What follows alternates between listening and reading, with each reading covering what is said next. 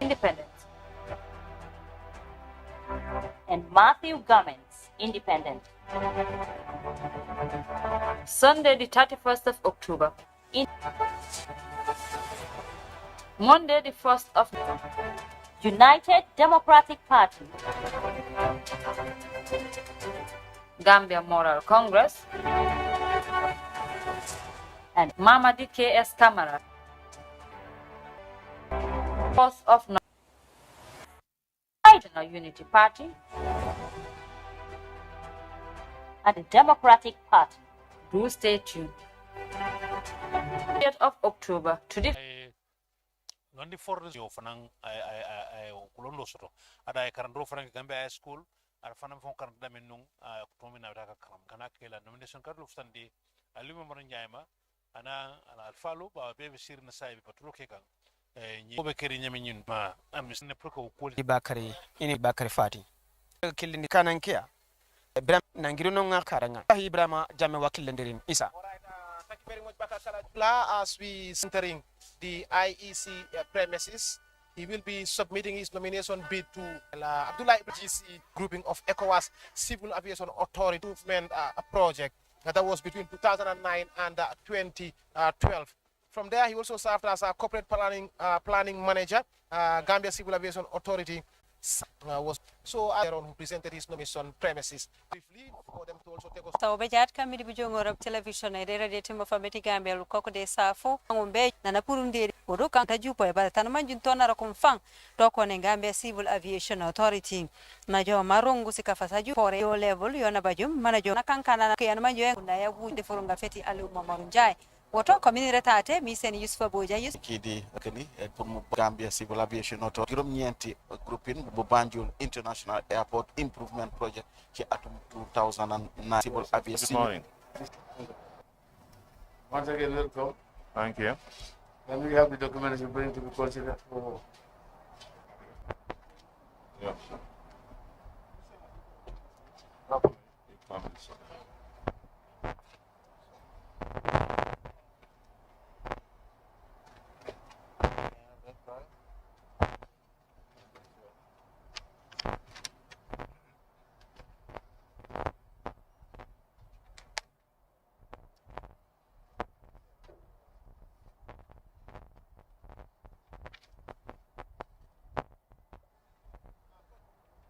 Banjul International Airport Improvement Project non ko abidi kulle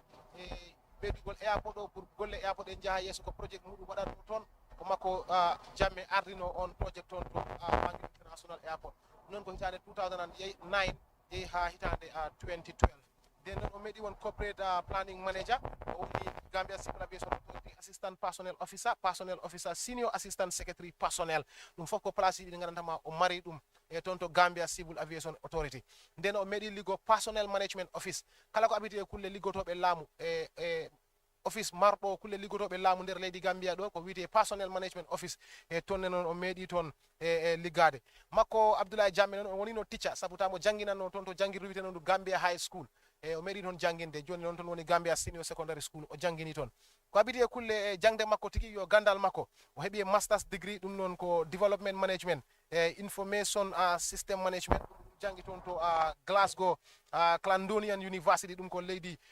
Angleterre ko ton dum wadi UK ko ton dum woni ton o jangi dum non ko hitane 1994 e den non o jangi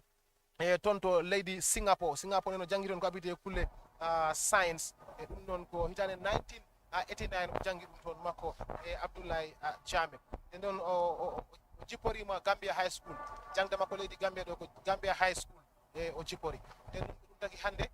makko ne non o formi parti makko o ari do pour oka IEC kayti makko holla ɓe wondena mo faala daro lewru décembre balɗe mayru nawe wote carte président mbaɗaɗe ɗo he nder leydi Gambia he nden noon mo jiitono he télé he ko Abdoulaye Ibrahima Jammeh makko woni yeesojo National Unity Party ɓe gatiri hakkil gi ɗum fuɗɗi ɗum woni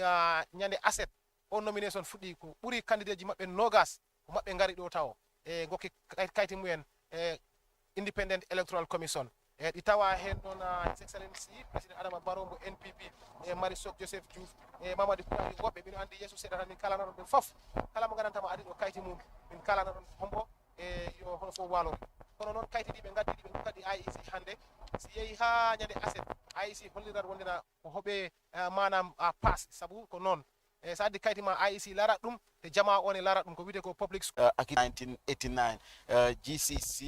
GCE A levels Gambia ni wax nit ñi kan moo war a taxaw bokk ci joŋante sandi carte guy ñëw ESA. Very well, Yusuf Zambian certificate broadcast here. But in the meantime, it has been smooth sailing so far since the process began. Son. Manu rek meno ka principite ya wujinya bokana kanu manjum ko ko bajum ka wonor be jum fulenga fetitize makona ko baki manu lebali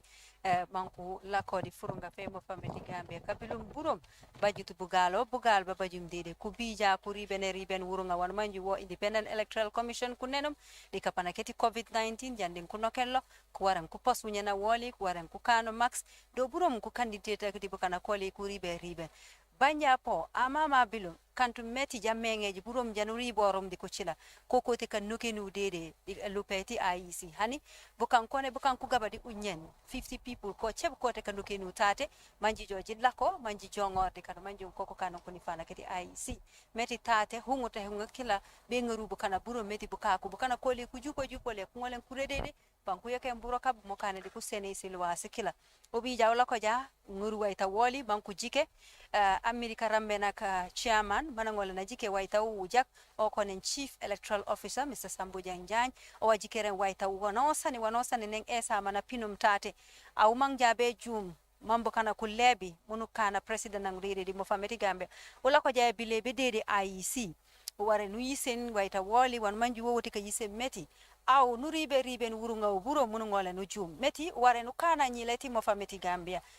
simita soli si waren si wuji simita sone kabanande unyen ware nu kana na no manjum nu karam be bankone senior secondary school grade 12 mba kanja no GCO level ba A level ware nu banyo ware nu kam anana manjum punun lako ukindu dede di mafamiti Gambia simit sone futok janning bale babete male buri bare ware nu kana na no manjum po panunga waita webo kana ka register kanu manjum ku chichik manku ngolen ku lebba mala panungaru civil sone futok bare di waita ukila region dede di mafamole la meti si region sone futore gaba nu bajale woto au anu manjum awote jum ware nu baj bukana ka dis region asikila burum region ya no sane sikeme sigaba mare nu baj munu nguru waita ukila ma isi ku ngolen ku seten bare mukana meti na mai nu manja manji meti anyila ndede de mo fameti gamba surtout mo la ko jaade burokap aw jileng bachama bole ku waran ku puren sigodo sanu manji sosote jode kapana keti nama woto wari nu nguru waitaw o pullo mi jiare be kay meti aw nu chame nama meti wala ko ja furunga femo fameti gamba hani kanto furunga aw wari nu wise woje bar sigodo sanku cengem sosi kanum sibili sona wunyandi bagodo bole la dalasi kantu bagodi beti tengerede dalasa yangambe e manju yono tengiru banja kapana kete lebete male burom aw wari nu seten wo wari nu manju bar kafa yoli po kanya nu jumoro mba party nu baje wari nu baje fumanjuma fe party yoli wankone manifesto pambaj couleur ya manju e party yoli e jumo wurunga wanji jumo di wanosani wate roki dede di mo fameti Gambia o dodo kan wurunga wan manju fubaja fiya po foku yisen wanosani di fubaja fiya bayri joja mantu kana president o jandu puto bakana ko be manji awanu bajum jandu kana president o ninna no lakome bane buro ka boli wanu baje udu buro waran set meti place u yan manju yobo ko konde nyasnya kan place ya tonganda di mo fameti Gambia buru ujoja mantu lako nano sani konde pin wa haweti mo fameti Gambia awote rongu woto aw moli burum ware nu set mambo kana ko manji meti aw ware nu kana runga e mo fameti Gambia ware nu jike mu manju ma sete woto tate momomu Abdoulaye Ibrahima Jammeh di bukano ko la konya nang IEC ku jikero waita wala kuban ni fime esa chairman nye omna sankene mana manjeno wait wewu bile bare ana joja man tangaru wano sani nangarlo baba kayit kan IEC ku baje na po ku chengum ID card register yole ko be ka yise meti di waita okela jaja na ngarlonga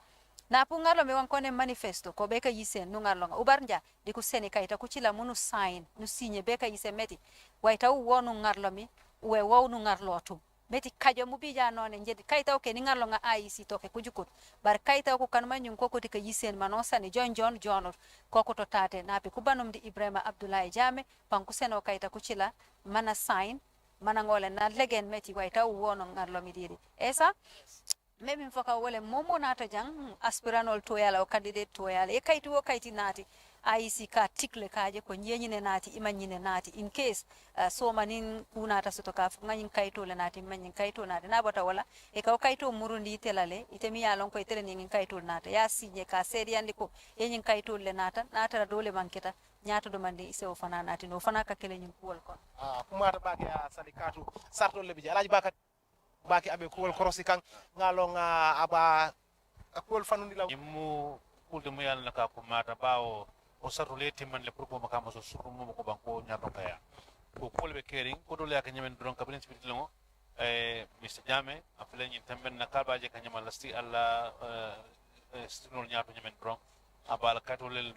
mondi findikan sala fa nyamen dron na kati mum boddi yo itandi ko sotole ko sala fa nyamen wole yo nyanta kala banko dingol bawo ete ken banko do dimote ke banko nyaato dimu yalla ne ko o sarto ko mata bak nyana kala banko dingolti isio manyana sala sañ tan sabal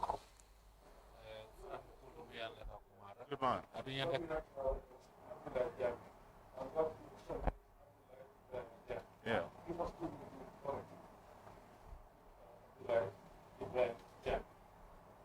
Can you say it again? Yes. Yes. Abdullah Ibrahim Jam. Yes. Ibrahim Jam. Yeah. Okay.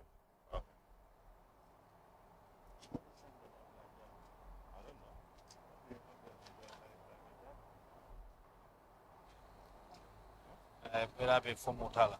bera bitum bi Abdullah Ibrahim Jambe ngi bi la flam na wala nga to mun ilanu foloke wo mu tolde wol mu yalla ko tarre bul do se lo kan ani aluma mat jala ka diamo nyam ko nga fanya min dron o sartolu do wala bu nyenti ko nyanta kala molde mum be sabatare man ko kan sanjilu jan nit ñi carte fa be wato be sila ñene kala molde mu yalla ko isabatani man ko kan sanjilu adum fana momo nyanta momo hapo nyande tombon na manyana dasalam mo wili lul la banko be kan muli alon ko ila carte fa nombal carte fa katul nying ya itandi muli ay tobe fintring e tobe safering carte fa kayto kadi ba nyimbala mo wili lulu adum carte fa banko ba nyele ko nyanta mo kan franyos la muli alo se sankayano nyanta ila namol fanan jonya ka kul senandi fanan nyanta be nyanta fanan sotla lay sa mo tax clearance wala namo jonya fo molde mu yalla ko banko den kenno la muti ban ka banko na mo jola ban mu yalla ko fanam be mu kulte mu yalla ko mata adu nyanda wiltam fanan jola e semul landi ka ko kaje ko yo e semul landi sama deposit adu fanan e mu molde mu nyante fonction register sutula e de manyana jikla mol register mala ba e fanam fo nyante fonction register sutula le kaje ko e fanam molde mu yalla e ka carte fay do fanam bi je wala mu nyanta campagne startol luwal nin startol mu yalon kaba do faran wala mu nyande kala molde mu yalon ko ite la hamo munti la ila patio hamo ite pato la patio jing hamo munti ka ke ba kudu kole e be kul kala nyaadile e yo fanan tan tam manifesto wala ke kul kala nyaadile ni kala masako wala kudul mu yalon ko to nyin startolu akamanda kaytulu kaydiol be kering pour ko startol njube kumata bake sata do fana bije me yalon ko akumata ka momo lafta kallo yin sanji lulu tambila wonyande tarla banko kan janne sanji lulu tambila ha wom sarla ko sanji lulu tambila ni tarla banko kan ka ite tan batala sanji kilim ondo rena na yafa be kalma sa yanda kala jana sanji lulu yanni karte akomo ila nafulo fana ka fame declaration of assets ila sort of femo ya mule ko abla cham ko hani la siniste uli ay rakaw la sekilo dan ko ya sara ko oro bukul mu yalla ko banko dum ko salon ko mo nyaade mo sifa nyaade la katami banko nyaado ila so da fengo ko da jelle be bulu moto jelle be bulu ila kol be nyaadi la ila account ko be nyaadi mo be banko kan mo banko bantala pour mol salo mo jumala ka tambe nyaato o fana musarra bamane mu yalla nako yendo kuli tan la jang putum ngaji ke ning abla yalla kul ban do si jame anen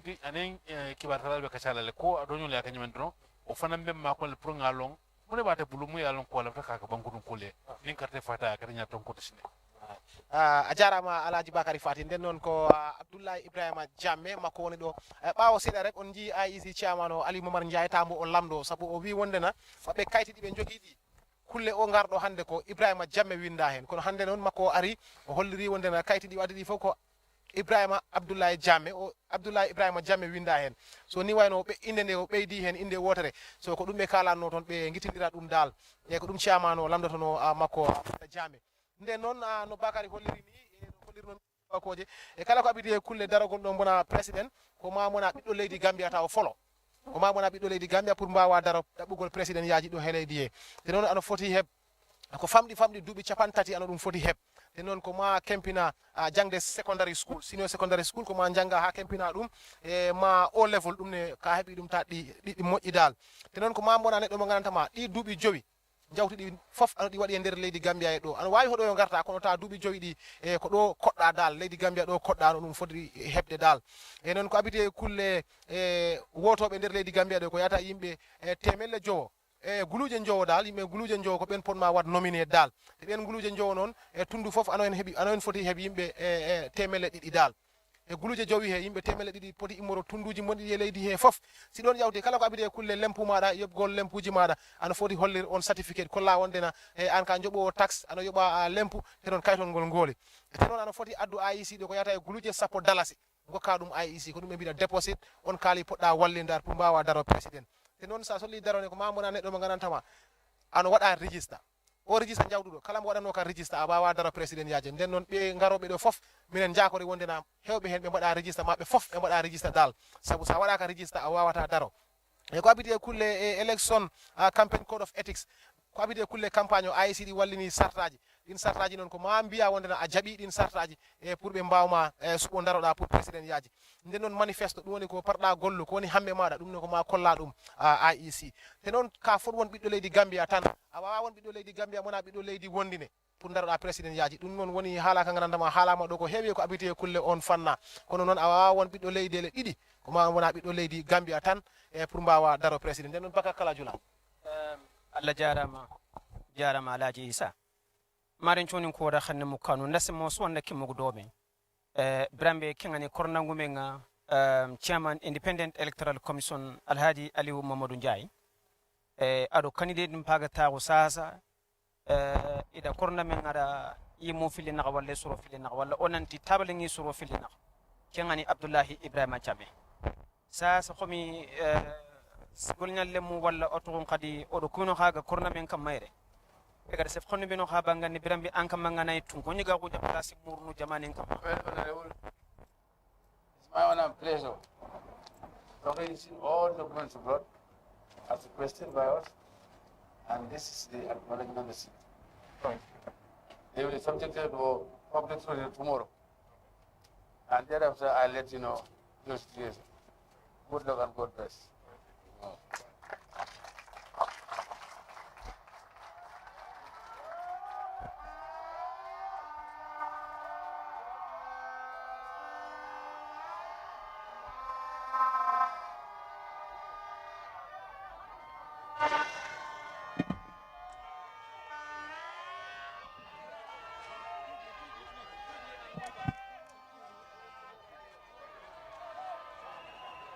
to speak to the Gambians through members of the press that are present here. He takes to the podium and he's been surrounded by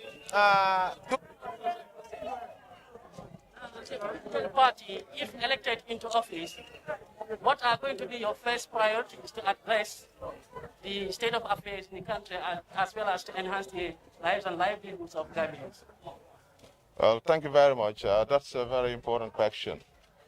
It's going to be a spectrum of priorities, really. But I would first start with security, because we all know about the security situation in this country. And we are aware of the linkages in terms of the economic security itself.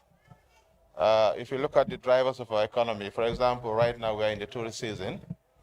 and we know that tourism cannot thrive without good security. We know, of course, the fact that over the past 2 years we had this pandemic, which is COVID, and it seriously disabled that industry. But we know that we're coming out of that at the moment. But we are also aware that it's a very volatile industry, and that if you don't fix the security situation, it could also lead to another damage to that industry. And tourism is a major driver of our economy. We also know that our health system requires a lot of fixing. There should be immediate fixes as well. Of course, the other time I read something on the social media about a senior consultant at the hospital. He tweeted that before patients could visit the hospital, they needed to take an X-ray outside before coming to the hospital. And we think that's really an appalling situation, and that's something that we need to fix. And of course, generally the delivery of healthcare in the country,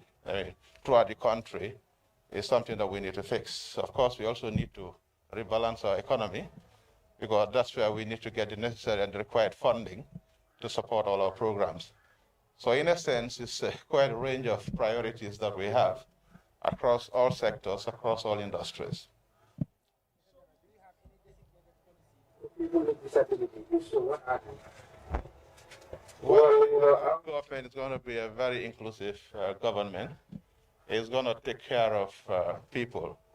regardless of their status and station in life and their physical ability as well. So yes, we do have a very strong emphasis on providing for disability. In fact, we don't really consider them as disabled. They may be persons of reduced mobility, but they have some ability, or they are called differently able people. So, Mr. Implement the Well, of course, we will implement TRRC in all its facets in terms of establishing the truth as a matter of public record, but also we also want to see how reparation is done as well in terms of people who are affected, not necessarily imprisoning people, but we know that people have been affected and they need to be supported through life for the rest of their lives. We'll provide for that as well, and we support that. We also believe in reconciliation. That's key, because nobody wants to preside over a divided country. We are all one people. We need to find a way of keeping certain things in the past, and be able to move forward as one country. Hence the name of our party, the National Unity Party. So are you saying no justice? Because you're saying not necessarily Of course, justice, because you need to bring closer, to some of the issues of injustice in the country. But I'm saying that the emphasis should be more on reconciliation and also reparation, not in the sense of financial rewards, but also supporting people through life. Because certain disabilities or certain losses in life will require some support right through the rest of their lives. Are we? You talk about addressing the security system, but you didn't tell on how the mechanisms that you have to address the security system. So could you tell us how are you going to address the security system? Well, we know that post-2016, there was a clear pronouncement on security sector reform. We embarked on it as a nation. A lot of resources were deployed, but we have not seen it being implemented in any way. Our government will take priority in terms of trying to review that particular review itself and sort of implement all the relevant recommendations. And of course, to really reorganize our security outfit, resource them fully to make them useful for purpose. Are you open to any coalition in political party or independent aspect? Well, I've always said that coalitions are something to be considered, but we are going to coalesce on the basis of principle, and that if we come into any coalition, we want to ensure that the interests of the nation, of the people, the citizens of this country, is actually sacrosanct. Yeah, the interest of the nation. But most people say it's difficult to find out what is national interest. For you, what is national interest? National interest is to get a government that will provide for everybody across all sectors, across all levels of society. Someone talked about disability as well. We also going to talk about the vulnerable groups in society, women and youth. But also we believe that, as a national unity government, we should be able to bring the entire country together. We know that the country is seriously divided over political lines, and that we need to be able to bring them together, in order to push the country forward. We had the IEC making some talking. Yeah. You please tell us the official name. My name is Abdullah Ibrahim Jame. The Ibrahim is the middle name. So that is what's reflected in all my documents.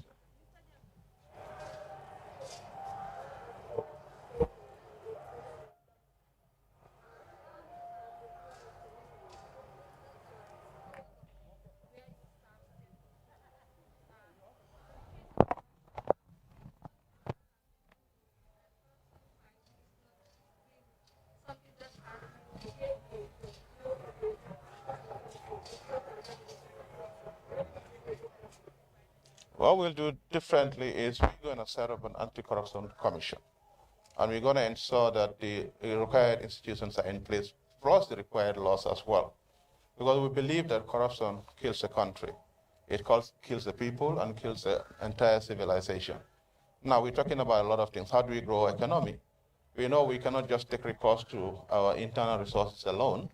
We also need to get FDIs, foreign direct investment, and they need some secure environment to invest.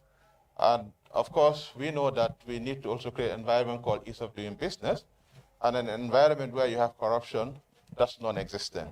So it's a priority for us, and we're going to set up institutions and the laws to ensure that we get rid of corruption. I understand time is up. Abdullah Ibrahim Jame, accompanied by the Vuvuzelas, in and out of the IEC premises this afternoon, or this morning, because it is 11:38. It's still in the morning. So this is the second aspirant to present his nomination bid before the Independent Electoral Commission. He has spoken on a wide range of issues, cross-cutting for that matter, and our very own Babu Cham was one of the journalists that filed in questions to the leader of the National Unity Party, Abdullah Ibrahim Jame. Officially, his name is Abdullah Ibrahim Jame. You heard earlier on the Independent Electoral Commission chairman, Ali Mobanjai, asking him as to why initially his documents were written, the name written on his document was Ibrahim Jame. He made it categorically clear that the Ibrahim is a middle name, but his full name is Abdullah Ibrahim Jame. Our very own Babu Cham was in the midst of things at the press conference there, and he is fully ready to take us through some of the salient points made by the leader of the National Unity Party. My team has been scribbling. I've been seeing Baka Kalajula with his pen scribbling and taking jottings of what Mr. Jame was saying. Bakari Fati as well has been scribbling some of the main talking points. So in the meantime, before I engage Bakari, Kalajula, Auntie Sally and Yusufa Bojang, we'll head straight to our reporter Babu Cham, who was at the mix zone, if I can call it that in sports, that's how we call it. He was at the mix zone where the press conference was held. Babu, once again, Abdullah Ibrahim Jame has tendered his nomination bid to the IEC. Shortly after that, he spoke to the press, and you were one of the first journalists to send in questions to him. Talk to us about the press conference and what he had to say. Thank you very much. There is the NUP candidate Abdullah Ibrahim Jame. So today he confirmed adding Ibrahim as a middle name to his name. So first he said his priorities are going to be security, because he said without security the economy will not improve. The economy, there will not be a booming economy. So first he said he will work on the security, because there is that linkage between security and economy. Because if there is security in the country, tourism will thrive, and without security, there will not be a stable government. He will fix the security situation in the country to enhance tourism. And of course, he said the health system also. The health system also, he said there's an urgent need to address the health system, because even if patients go to our health centers and our major hospital, they go for X-ray outside. That's what he said. So he said, so there's a need, to address the health system. And a quite range of priorities that he said he need to address when come into office. He said his government is going to be inclusive, because they asked him about the disabilities, what priorities he asked for disabilities. He said his government is going to be an all-inclusive government that is going to take care of the needs of all the people. And of course, the TRRC, the famous TRRC, he said he's going to implement all the recommendations of the TRRC to establish the truth and, of course, reparation, support the reparation scheme and support those people who are affected, and of course work on the reconciliation effort, because reconciliation is a key to national development, as is Pakistan, the National Unity Party. So he said he's going to work on that reconciliation aspect also to help develop and bring people together under one umbrella. He said he's going to embark, still he reiterated on the security system, because he said he's going to embark the security sector reform as a nation, implement all the recommendations and support all the financial activities and even the security, because he said financially, the security, they are not enjoying anything. So he's going to give them that financial support. And he said if he's going to join any coalition, he's going to base on principle. Fantastic. Quite interesting, Babu. He also spoke about the COVID-19 and its impact on the economy, and yes, to be specific, on the tourism sector, which was battered by the pandemic since it began a year or so ago. Yeah, that's what he said, because he said COVID has affected the tourism industry, and that tourism industry also has a linkage to security and the economy. So if the security is not improved, the economy will not boom, and COVID has affected the tourism industry. He said if there is a fragile security situation in the country, the tourism sector will not thrive. So that it has a linkage. So he said the security system is one of the fundamental pillars he's going to improve upon, so as to attract investors to come to the country, because without that stable security in the country, nothing can thrive. All right. A lot of candidates that came here spoke about fighting corruption. The need to combat corruption has been top of the agendas of some of these aspirants that presented nomination bids. Mr. Jammeh talked about the Anti-Corruption Commission. What exactly did he say, Babu? Yeah, he said he's going to, if elected into office, he's going to form an Anti-Corruption Commission, because corruption eats the fabric of our life, it's the fabric of society. So there is a need to address that, because he said there is no country in the world where corruption don't exist, but they have to fight corruption to the letter, so as to address the system, to improve the economy. Quite comprehensive, Mr. Cham. We want to thank you so very much once again. Babu Cham there, he was at the interview, joining other colleagues from respective media houses to speak to Mr. Abdullahi Ibrahim Jammeh, who is the leader of the National Unity Party. He submitted his nomination bid to the Independent Electoral Commission. That bid is subject to scrutiny by the IEC first, and subsequently the general public. While he was talking, Mr. Bakari Fati was also scribbling on his paper. Bakari. Alaji Isa, Badingolu, Walemu Abdullahi Ibrahim Jammeh, National Unity Party la momu ya lonko ya tombong, prai lo nyato, wala sila kaitul diring kolala, anenki batalal kachata, ya nyininka mumfulo wale mu atlaman sekunda muna bekela nyat lenyade muna bekela suloti ning karte fata tambeta banko nyato Mr. Jammeh ku jamafo ako la nyat lenyabe kono fon la bak wol kono wolen tanko bundat bawo tanko bundat len ko beti banko de riwano nin tanko man bambang man kate ako bekela kulti mu yal nako abanyat linol fam fanyin kamal banko la fanko nyin asi bambang ay sobe akuno fano ay kule sene ko yande kala nyame ako bayla ko nin tanko fanan lota o fanan hanto alun tan la ko baba sonan dila bawo safar lalu mulyal na jila balo se la vakanala safaro ko jang o dem kulti muyal na ko tanko la bambon la banko kan ako fanan bo kulma ko la woto katanko kulu bambande aka be kala kulti muyal on ka be kala nyat le nya balde akoto nya ko lal sotta awo nyin kura magara covid-19 ti nya ay nasol sabu bar sayentende alhamdulillah molbe don bon la kono akoto o fana mu kulde mu yalna ko jara kende anni wo nyole bol fana sementi en lele ako jara kende surtu fang wo do ko docteur bal nyinen ka ko murad bala boto bawo ne ajube sayhan extrait fon ni lafta ka extrait ke e ka fota ta ka banda ila result sia fena akoto sulo bi jele pour ka le dal non lan anen boro anen jara law ko jaro kulu ke nyaat li ngon la fam ka je ko jara lo ko to mu yalna ko ay beta ako be kala la sula ku balde la man ko la sula ku balde ako fanan man ko la fan ko fanan e be kata ko kala ko tembenni ka bambanni bawo fanan mu kulto mu yalna ko ako mata nyen kamala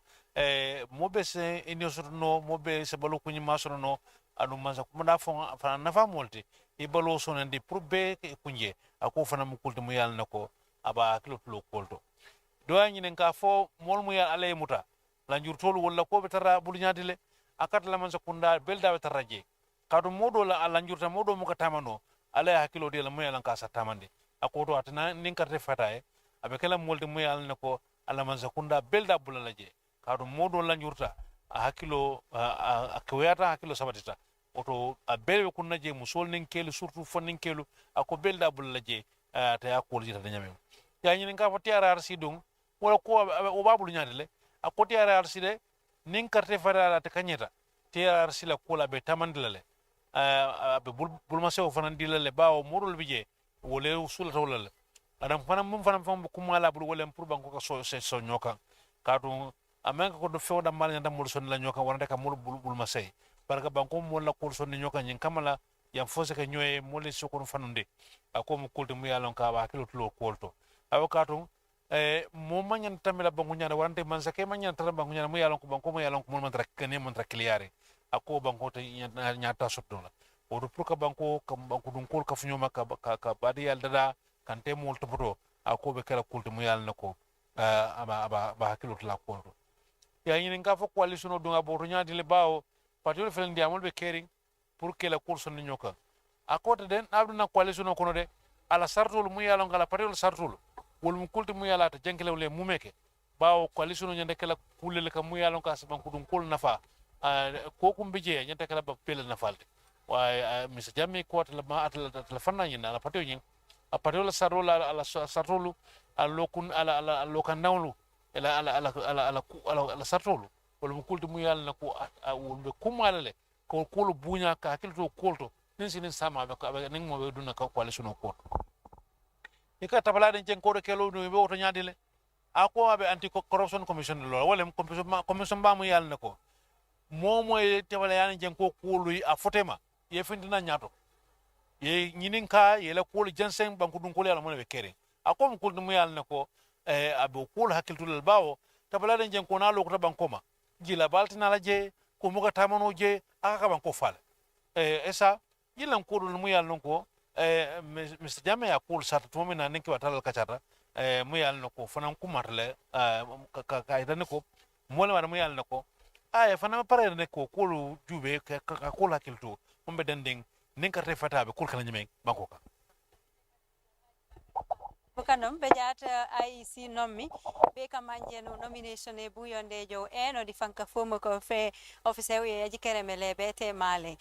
nano manjum Abdullah Ibrahima Jame di bukano kuringulo ring te dede di furunga fedi party yankone National Unity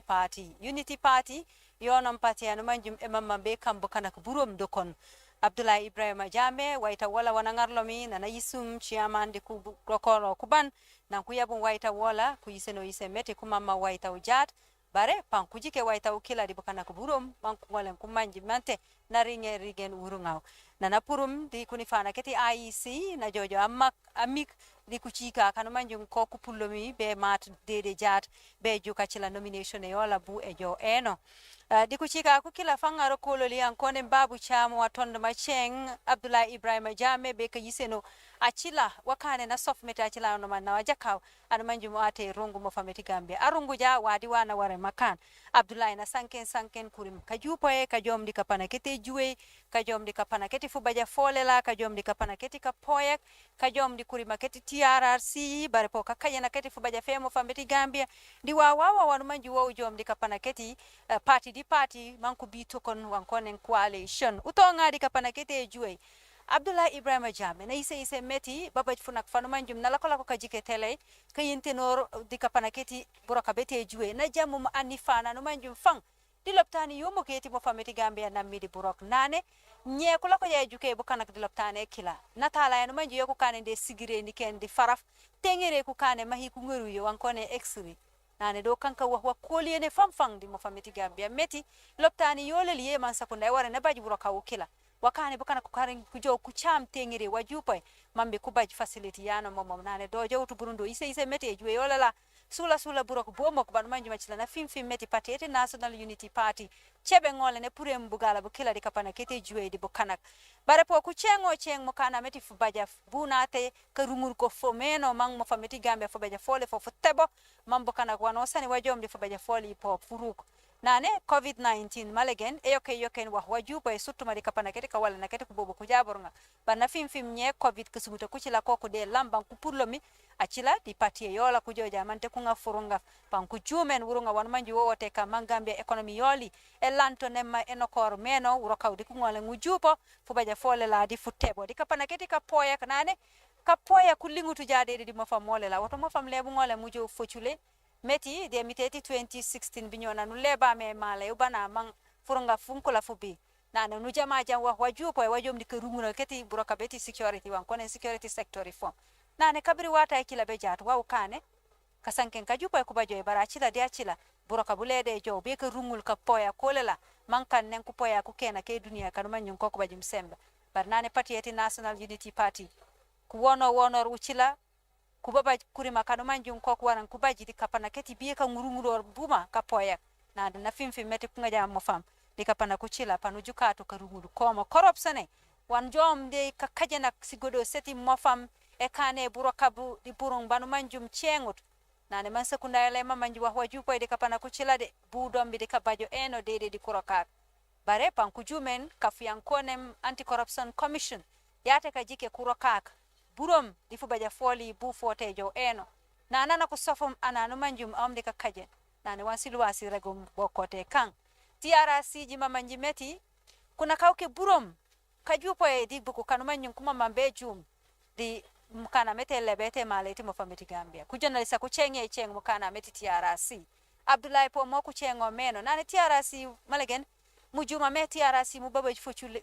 fuko famfam meti jojo di bujuma beti TRRC be kane bukana ku dokon kanu manjum noko ku bajum bugal di kungolen kurambeni di kapana keti SNL buroka le kanka fang psigodo sanu manyu sokote chami barpan kurambeni manko po kungolen kusoka ke juwe oli fang ila la balong kantu wanosa ni buroko banku nenimi nane mansikuna ala panejike pana kapuchila kasola mi manku sonteni di kusonteni kanu manyu kuana kubaj buroka manku rambendi mbaye oli po pankunye si buroka bukila babaj akengo minane po beka jumena bakana kuldiluwa kanu manjum wure yola moy chenga meno kabajun to bugal di kurambeni man ku sofjak manu bonke tora do burom po na sanken di ku chika ba fasete fate ka yisem pati yola fujum fe kote jumuto ku joja mante ku ngamo fampo man kote rok meno burom panset janning ku d'accord di coalition e kila bar man sakunda eti National Unity Party nane lete pojul ande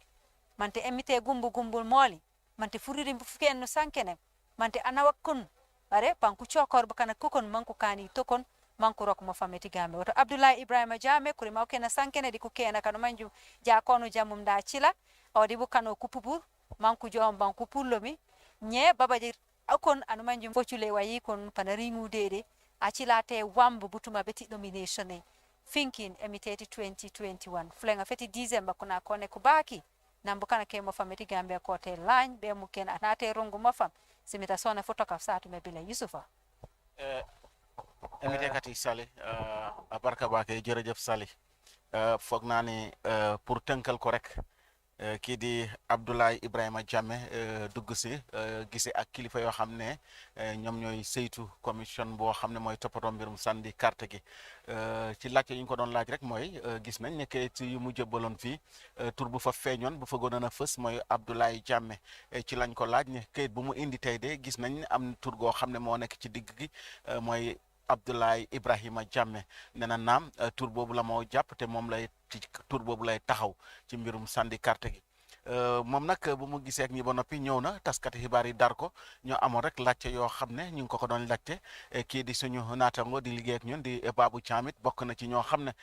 am nañu laajte yoo xam ne laajte na ko ci kaw loolu mooy moom foog ti moom ci gis-gisam lan lay gën a fulal pour maanaam yóbbu réew mi ca kanam ak it bu jëlee réew mi bu ko yàlla wërsëgalee mu jël réew mi yan sart la mooy teg pour mën a yóbbu réew mi ci kanam wax na ci wax yu bëri wax yu yaatu yoo xam ne dem na pour maanaam gis ne naka lay fexe rek ba delloo nit ñi nekk benn ndaxte nee na loolu nekk na mbir mu am solo te parti yam ci kaw loolu la taxaw moo tax ñu koy ne National Unity Party boole askan gi boole nit ñi yëpp nekk benn ba noppi it wax na mbirum xeex li di corruption di luubal alali réew mi te it nee na loolu boo gisee mënuñu buñ ko xeexul rek dafa di loo xam ne dafa nasaxal jëmte fu kanam réew mi dafa nasaxal koom-koomi réew mi te it da ngaa gis ne nit sa du mën a ñëw bëgg a tabbal fii business am wala bëgg a yëngu ci wàllum business ci réew mi fii la nee na it lii nga xam ne mooy mbirum jàngoroy mbas mi indi na maanaam nasaxal na bu baax a baax fànnum tourisme bi nasaxal na ko waaye nag fu mu nekk ni la feebar bi la di feebar mbas mi naam mu ngi dellu gannaaw te it yaakaar na ne lii mën nañoo taxaw bu baax a baax te patiyom dina taxaw pour gis naka la moo deqale waatee lii nga xam ne mooy mbirum tourisme bi wax na ti fànnum wér-gu-yaram gi nee na mosoon naa déglu di topp mbirum benn buntu xarala jamono ci la gis benn kilifa goo xam ne mu ngi doon joytu lii nga xam ne mooy maanaam extrait pour ñu jéem a jël nataal gi gis jéem a xam ban feebar moo ko dal gis ne suñu lopitaan bi pour maye service boobu nekkoon na loo xam ne jafe na ba tax na nit ñi dañoo gën dem uti ji service yooyu feneen nee na moom di National Unity seen parti bi dinañ taxaw gis ne loolu du am dinañ ko dàq te lépp loo xam ne moom la buntu wér-gu-yaram gi laaj dinañ ko toppatoo te dinañ gis ne loolu nekk fa ñu ñëw laaj ko ti loo xam ne rek mooy fannum nga xam ne mooy mbirum lii nga xam ne mooy ñoo xam ne dañu maanaam ñeneen ñi dañoo xam ne rek dañu tële mu ne maam amul koo xam ne dafa tële ku nekk am na yàlla ti fànn bu mu la may te ñooñu yëpp dañ leen a boole nguuram bi dina leen ci boole jox leen gëdd gis ne ñoom it ñu mën a indi seen ndolleem teef ci jëmte fu kanam réew mi ñoo wax ci mbirum TRRC pour jéem a gàttal rek ndaxte waxtu baa ngee jàmb waaw nee na ci wàllum TRRC lépp loo xam ne mooy moo fës ci TRRC dina gis ne dinañ ko doxal ba mu mat sëkk dinañ jox ndàmpaay ñoo xam ne noonu la war a jox ndàmpaay dinañu toppatoo jàppale la mu am ñu ko laaj ñu ne waaw ndax dina am ñoo xam ne caabi dina leen fettee gannaaw mu ne loom lu gën a am solo lu gën a am fulla ak fayda ñu delloo réew mi mu nekk benn ndaxte réew mi dafa xaaj te bu ñu seetluwee ba sekkantal bu baax a baax réew mi lu ko tax a xaaj rek mooy mbirum ci fànnum politique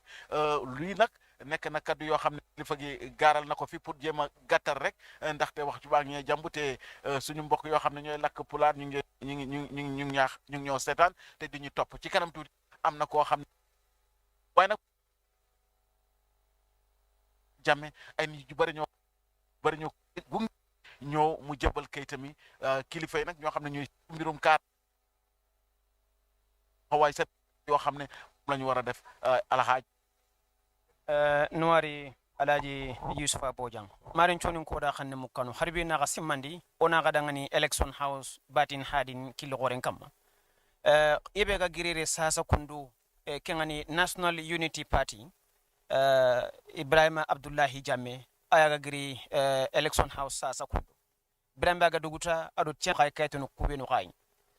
kenga giruno nga Birambe journaliste no nga kunda fana trendindu karanga eda trendi journalist fana be gada trindi kengani GRTS Babou Thiam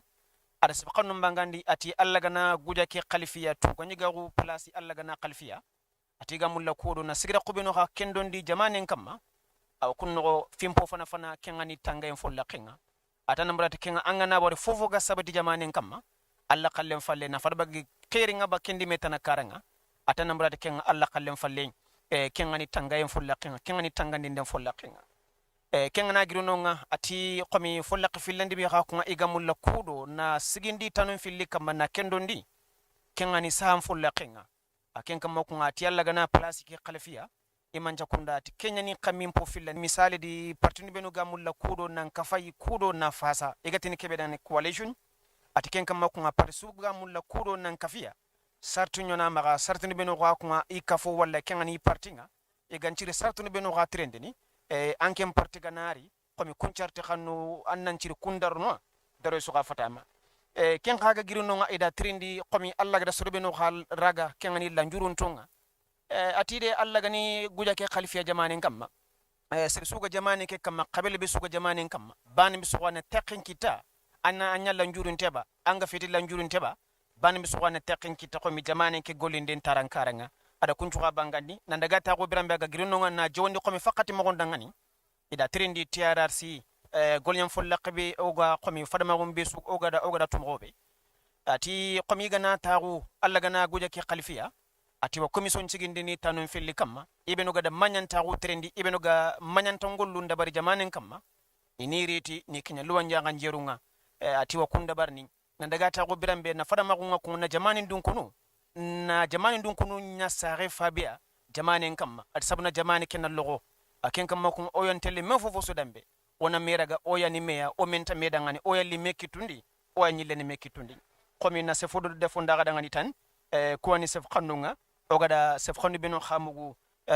Abdullahi Ibrahima Jammeh National Unity Party brambe journalist no ngakuma egada trindi sef khandun tarankaranga ti election house batin hadin kilgoren kamma ona ile katalaji sai malaji laji sa bismillah madem galpularno jarama baka kala jula nden non musidɓe garɗo ɗo ɓoyan tan woni Abdoulaye Ibrahima Jammeh makko woni yeesojo National Unity Party ko makko watindi ɗo okka kayte makko Independent Electoral Commission nden noon makko mo darano parti makko mbiteɗo National Unity Party nde o okkiri kayte makko ɗi IEC ha pari noon o heeɓi yewtere nde waddi e journaliste ɓe monɓe ɓe ɗo o holli wondena noon makko force ko watta woni pour leydi ndi fof watta leydi ndi yimɓe mona gotum o wi saabu sa laari makko e no yiri ni woni wondena leydi ndi dal ndi fecci o wi ko abite kulle politique leydi ndi feccino bete o wi noon makko so yehi ha o gañima o etoto ha waɗa leydi ndi fof wonta hunde wotere o wi ko abide kulle cellal e ñawdugol ɗo hende leydi Gambia e o wi ɗum ne noon o etoto naɓa ɗum yeeso kala mo palaɗo lekki o keɓa lekki ɗo he leydi Gambia he palaɗo ñawdude mbawa ñawdude ɗo he leydi Gambia he o wi sa laari hay ko wiyete ko extrait pour ɓe nattila nder maɗa e ɓandu maɗa ni o wi ɗum ne ala nder leydi Gambia ɗo ko maɓe jaaha ha leyɗele goɗɗe ɓe mbawa ɗum toon waɗoy dal makko Mr Jammeh noon o holliri wondena kala ko abiti e kulle tourisme o wi ɗum ne noon ko argol tubakoɓe ɗo e nder leydi Gambia o wi ɗum ne noon ɗi heeɓi probléme ji kewɗi dal o wi sa laari covid-19 ngu ñaw coronavirus tampini e ko abiti e kulle argol tubakoɓe ɗo e nder leydi Gambia he o wi ɗum noon so yehi ha waɗi noon ayat kala ko abiti e kulle économique country Gambia o ta ɗi ɗum tampini dal na ɗum lori dal o wi ɗum ne noon haɓoto ha o yawondena noon kala ko abiti e kulle kaali e kulle jawdi nder leydi Gambia ɗo wi ɗum wawa immor leyɗele goɗɗe ara ɗo he nder leydi Gambia he e wawa yi wallu laamu ngu wawa liggo ko foti ko liggo ɗo he nder leydi Gambia he Mr Jammeh noon o wi ko abiti e kulle tappalle o wi so yehi ha o joɗima o haɓoto ɗum tigi noon o wi saabu anti jawdi woni yimɓe ɗum foof e on commission dal jogoto kulle muɗum o wi noon sa laari ko abiti e kulle TRRC ɗum woni Truth Commission mo gandantama ko TRRC o wi onne noon makko so yehi ha o joɗima kala ko abiti e kulle TRRC o wi ɗum ne ɓe liggoto ɗum dal kala ko TRRC o wi ko ɗum ɓe liggoto o wi noon kulle coalition mo pari wat coalition kala parɗo kono noon ko ma ɗum tego e sartaji then ladies and gentlemen we are running out of time. We want to thank you very much. We still have one more candidate to go, Mr. Dr. Yusufa Dumbuya of the Democratic Party is the final aspirant scheduled for the day today. In the meantime, we will be handing over transmission back to mile 7 and to MDI Road. We'll be back here for the final session of today's proceedings here at Election House. On behalf of the entire team, I am Esa So. With me is Bakari Fati, Alhaji Baka Kalajula, Sali Jaju, and Yusufa Bojang. We'll be handing over back to mile 7 and MDI Road for a continuation of our programs. But we'll be back with the final session of the day.